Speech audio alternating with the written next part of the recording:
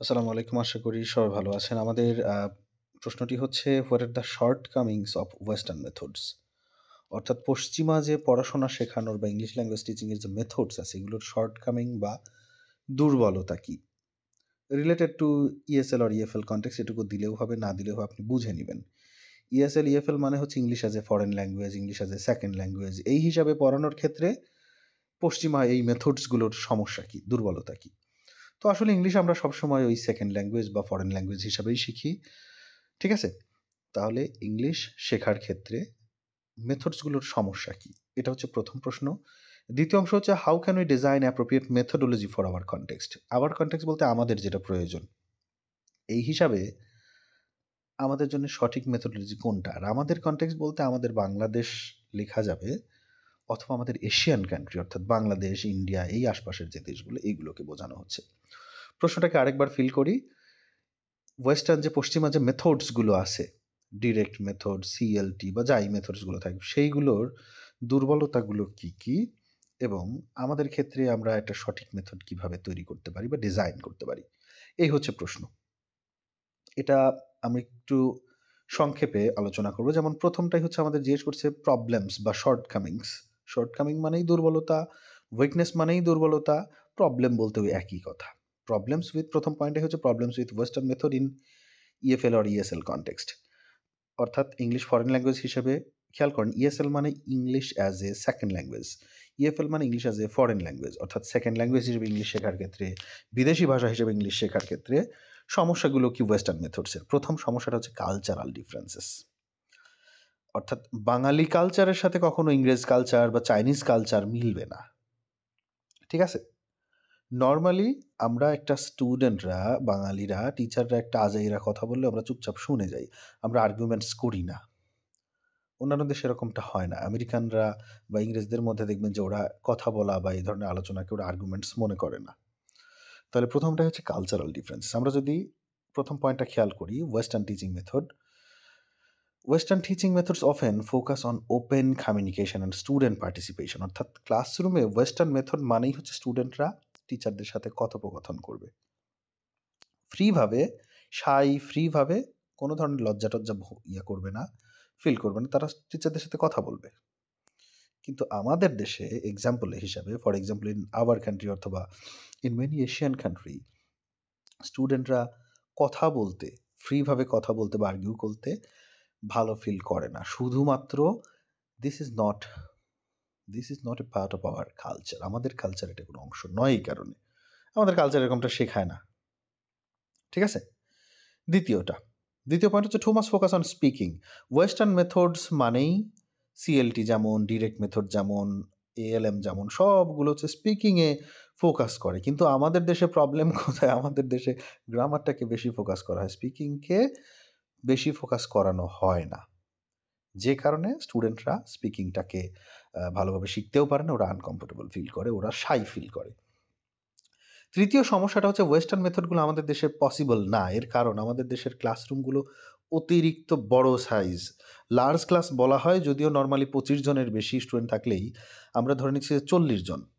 ৪০ জনের বেশি হলে তখন লার্জ ক্লাস। আমাদের এমনও ক্লাসরুম আছে এক রুমেই ৩০০ জন, ২০০ জন, ১০০ জন থাকে। আপনাদের ক্লাসরুমে কয়জন স্টুডেন্ট ছিল সেটা জানাবেন অনার্সে। তো এই কারণে দেখা যায় যে আ অডিও ইকুইপমেন্ট বা কম্পিউটারস অন্যান্য যে বিষয়গুলো, এগুলো ওয়েস্টার্ন মেথডস এর যে রুলস অনুযায়ী রোল প্লে করা, এটা সেটা করা, প্রত্যেকটা স্টুডেন্টকে এক, এক করে প্রশ্ন করা, কথা বলা, উত্তর দেওয়া, এটা পসিবল হয় না। ৪র্থ পয়েন্টটা হচ্ছে ডিফারেন্ট লার্নিং স্টাইল। ওয়েস্টার্ন বলতে পশ্চিমা মানুষদের আরকি। ওদের লার্নিং স্টাইল একরকম, আমাদেরটা আরেক রকম। মিলবে না। ঠিক আছে? এবং the last point is mismatch with exam system. সবচেয়ে বড় কথা ওয়েস্টার্নদের এক্সামে গ্রামার থেকে শুরু করে সবকিছুই স্পিকিং, রিডিং, রাইটিং সবই দেখানো হয় বা গুরুত্ব দেওয়া হয়। কিন্তু আমাদের দেশে বা এশিয়ান কান্ট্রিতে, আমাদের দেশে, ভারতে, বাংলাদেশে শুধুমাত্র গ্রামারটাকেই টেস্ট করা হয়। আর কোনো কিছুই এক্সামে টেস্ট করা হয় না। ঠিক আছে? এই কারণে এক্সাম সিস্টেমের কারণে দেখা যায় যে আমাদের দেশে ওই ওয়েস্টার্ন মেথডগুলো ফলো করানো যায় না। অর্থাৎ ডিরেক্ট মেথডে যদি ইংলিশ ফর টুডে বইটা পড়ানো হয়, সবগুলা পোলাপাইন এক্সামে ফেল করবে। তাহলে আমরা এই ৫ টা সমস্যা পেলাম। কি, কি ৫ টা সমস্যা? কালচারাল ডিফারেন্সেস, অতিরিক্ত ফোকাস অন স্পিকিং, বড় ক্লাসরুম, ডিফারেন্ট লার্নিং স্টাইল এবং মিসম্যাচ উইথ এক্সাম সিস্টেম। ঠিক আছে? এবারে how to create better testing method for local context. ভালো একটা মেথড আমাদের জন্য কিভাবে তৈরি করা যায়? প্রথম পয়েন্ট হচ্ছে মিক্সড মেথড। কোনোদিনও একটা ফিক্সড মেথড আমাদের সমাধান দিতে পারে না। এমন একটা মেথড তৈরি করবে যেটা স্পিকিং, কমিউনিকেশন এবং অলসো গ্রামার অ্যান্ড রাইটিংও ফোকাস করবে। এরকম একটা মিক্সড মেথড তৈরি করতে হবে বা ২-৩টা মেথড মিলে পড়াতে হবে। দ্বিতীয়টা হচ্ছে কালচারাল সেনসিটিভিটি। এমন কিছু আমাদেরকে পড়াতে হবে বা এমন স্টাইলে যেটা আমাদের কালচারটাকেও হচ্ছে সাপোর্ট করে বা কালচারের সাথে মিলে, যেমন স্পিকিং হোক, ঠিক আছে? এবং আমরা কি করতে পারি খেয়াল করেন ২ নাম্বার পয়েন্টের ৩ number line about speaking start with more teacher lead activities. Spoken ইংলিশই শেখাবে, সিএলটি মাধ্যম হলেও, ডিরেক্ট মেথড মাধ্যম হলেও টিচারের ভূমিকাটা একটু বেশি লাগবে। কারণ আমাদের দেশের মানুষ ওরকম না। স্টুডেন্টদেরকে সরাসরি যদি ওরকম ফ্রিডম দিয়ে দেওয়া যায়, স্টুডেন্টরা হাটবাজার শুরু করে দেবে, গল্প করবে, পড়বে না। ঠিক আছে? টিচারের অ্যাক্টিভিটিটা থাকতে হবে। তৃতীয়টা হচ্ছে adapt two class size and resource. সঠিকভাবে একটা মেথড যদি অ্যাপ্লাই করতে চাই, আমাদের যে পরিমাণ স্টুডেন্টস আছে সেটার সাথে ম্যাচ করেই ক্লাস নিতে হবে। বেসিক টুল যেটা প্রয়োজন, ব্ল্যাকবোর্ড, হোয়াইট বোর্ড, যাই হোক, পেপার, ঠিক আছে? টেকনোলজি নিয়ে যদি আমরা সবাইকে হচ্ছে কম্পিউটার দিতে চাই, আমাদের এশিয়ান কান্ট্রিতে পসিবল না। যে পরিমাণ কম্পিউটারের দাম, আমাদের টিচারদের এত টাকা পয়সা নেই, স্কুল কলেজ এটা প্রোভাইড করতে পারবে না। ঠিক আছে? বই খাতা নিয়েই পড়াতে হবে। চতুর্থ point, consider learning style. Consider learning style বলতে এমন একটা স্টাইলকে আমাদের কনসিডার করতে হবে বা সিলেক্ট করতে হবে যেটা স্টুডেন্টদেরকে কি করবে, প্র্যাকটিস করাবে, তাদেরকে লেখাবে, পড়াবে, যা প্রয়োজন সেটা শেখাবে আরকি।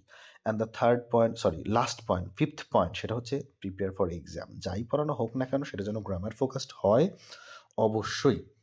ঠিক আছে? গ্রামার এক্সারসাইজটা যেন করা হয়, কারণ এক্সামে আমাদের গ্রামার আসবে। তো আমরা শেষে গিয়ে কনক্লুশন দিয়ে দেবো যে বিভিন্ন মেথডকে by combining different methods and focus on the students need মানে প্রয়োজন, স্টুডেন্টের যেটা প্রয়োজন সেটা, এবং কয়েকটি মেথড একত্র করে আমরা চাইলে একটা সুন্দর মেথড তৈরি করতে পারি আমাদের স্টুডেন্টদের জন্য। ঠিক আছে? তাহলে লাস্টের অংশ আরেকবার আমরা রিভিশন করি, কীভাবে একটা বেটার মেথড তৈরি করা যায় আমাদের স্টুডেন্টদের জন্যে, এশিয়ান কান্ট্রির জন্য, বাংলাদেশের জন্য, ইন্ডিয়ার জন্য। ঠিক আছে? মিক্স মেথড করতে পারি, কালচারটাকে মানে মাথায় রেখে অবশ্যই পড়াতে হবে, ক্লাস সাইজটাকে অ্যাডাপ্ট করতে হবে, রিসোর্স মানে হচ্ছে কী বিষয় নিয়ে পড়াবো। আমাদের স্টুডেন্ট অল্প হলে আমার নিজের কম্পিউটার দিয়েই তাদের সবাইকে প্র্যাকটিস করানো যাবে। স্টুডেন্ট বেশি হলে সেটা পসিবল না। তো যেখানে যে রিসোর্স পসিবল, যেখানে স্টুডেন্ট যদি ৩-৪০০ জন হয়, লেখার ক্ষেত্রে অবশ্যই আমাদেরকে ব্ল্যাকবোর্ড, হোয়াইট বোর্ড বা স্মার্ট বোর্ড যেটাই বলেন সেটা ইউজ করতে হবে, এবং স্টুডেন্টদের নোট দেওয়ার ক্ষেত্রে খাতা প্রোভাইড করতে হবে, অথবা যেটাই হোক। ঠিক আছে? ক্লাস সাইজের উপর ভিত্তি করে রিসোর্স প্রদান করতে হবে। চতুর্থটা হচ্ছে কনসিডার লার্নিং স্টাইল। স্টুডেন্টদের গাইডেন্স দিবে টিচারকেই অ্যাক্টিভ হতে হবে। অ্যান্ড 5th ওয়ান বা লাস্ট ওয়ান হচ্ছে প্রিপেয়ার ফর এক্সাম। প্রস্তুতিটা যেন পরীক্ষা সেন্ট্রিক হয়, এক্সাম কেন্দ্রিক হয়। ঠিক আছে? তো এই ছিল হচ্ছে আমাদের প্রশ্ন। আশা করি বুঝতে পেরেছেন। ভালো থাকবেন সবাই। আল্লাহ হাফেজ।